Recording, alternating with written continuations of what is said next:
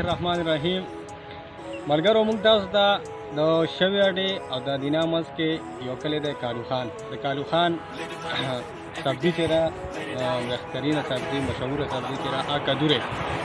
نو تاسو ته موږ د کدو باغ ښیو په کالو خان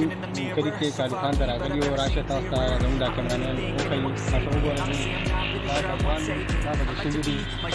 دا ډېر ښکلی بوټی دی او دا ډېر مشهور کدو دی ډېر زبردست کدو دی ماشاءالله دې خوا داسې نور هم شوي دي داسې دا ډېر باغ دی پوه شوې او دې خوا پکې نور ملګرو بینډۍ منډۍ پرې دي خو زیاتر دلته کې شوي کدوان دا کدوان ډېر مشهور دي ځای کې